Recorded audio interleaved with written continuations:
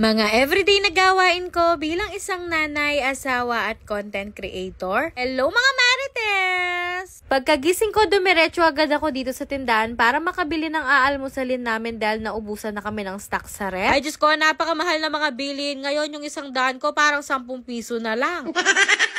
Ay, Rugo, nung bata ako, pag inutusan ako ng nanay ko, 4 na piso lang tong itlog na to. Pero ngayon, 10 piso na. Ay, Diyos ko, yung presyo ng itlog ngayon, nangingitlog na rin.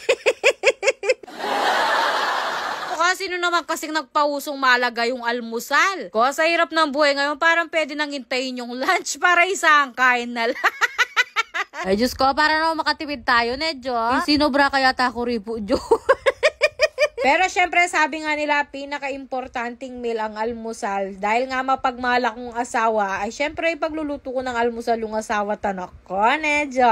Kalugod mo, Nedjo. Wala talaga tuto. Tapos kung ang kumain ng almusal, diniligan ko muna tong mga halaman ng asawa ko. Diyos ko, dinaig pa ako ng asawa ko, kababae kong tao, mas mahilig pa siya sa akin sa halaman. Pero kaya mas madalas pang nadidilig tong mga halaman na to kesa sa akin. Pero makalunos na ka man pala, Jo. Fast forward, pagkatapos naming nag-almusal, nag-request yung asawa ko ng kalderetang baboy. Ay, Diyos ko, mag-request siya pa Alam niyo naman, dahil nga mapagmala kong asawa, ipagluluto ko siya ng gusto niya. Kalugod ko, mga ginagawa ko, yung asawa ko na pinapunta ko sa palengke para mamili ng uulamin namin. Ay, Diyos ko, andalang mo na nga lang utusan, palpak parugo. Kung sino man yung nagbenta ng sili sa asawa ko, ay, Diyos ko, yumama na tumasenso ka pa sana, ay, dumo ka. Ko, tignan nyo naman, nagpabili ako ng sili sa kanya at pagdating niya kalahati nitong mga binili niyang sili, sira. Diyos ko, tinanong ko siya kung ba't ganyan naman yung mga pinamili niya. Sabi niya, dinaklot na lang ng nagtitinda yan at plastic na agad. Diyos ko, tignan mo naman to siling binili niya, kalahati, sira. Ay, Diyos ko, kung sino ka mang nagbenta sa asawa ko, paras ka sana, buldi loko.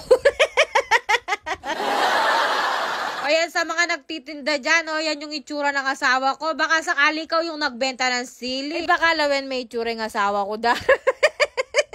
Ay, Diyos ko, kung alam ko lang talaga, bumili na lang ako dun sa talipapa ni Darancho na fresh pa yung tinitinda niya, Rugo. Mag-move on na tayo sa mga siling yan. Baka magka-almoranas pa kung di oras na idun.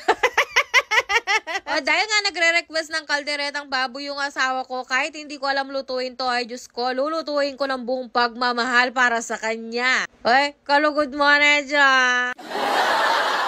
Sa tuwing nagluluto ako ng kaldereta, hindi naman nakakain itong mga pork and beans na to, kaya minamash ko na lang para luminamnam yung kalderetang linuluto ko. Nimix ko na rin dito yung liver spread para mas lalong luminamnam at hindi na ako mahirapan sa paghahalo. O uunahan ko na kayo, hindi ako expert sa pagluluto. Baka sabihin nyo naman, dapat ganito yung ginawa mo, dapat ganyan yung linagay mo. Ay Diyos ko, Dar, magluto ka sarili mong kaldereta.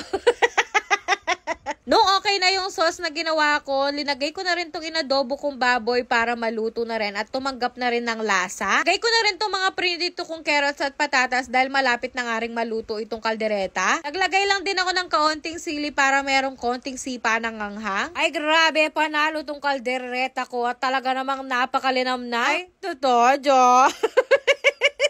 Kaluto ko nga dito sa ulam namin, kumain na rin kami ng lunch. Fast forward, kinagabihan naman, nagpunta kami dito sa bahay ng kaibigan ko dahil nagyayaya nga siyang mag-food trip. Nag-order siya ng pizza para sa food trip namin at in fairness, napakasasarap na mga na-order niyang pizza. Kaya nga wala yung iba naming kaibigan dahil nga medyo malayo din sila sa amin at busy rin sila. Pero at least kahit kaming dalawa lang nag-enjoy at nakapag-banding naman kaming dalawa. Ay Diyos ko, the best talaga tong kaibigan ko at sa lahat ng bagay, one call away ko talaga yan. Ikaw niyan kanina ka pa nanonood, hindi mo man ako pinapollow. I-follow mo naman ako. I-share mo na rin tong video ko. Salamat. Love you, mama. Chup chup.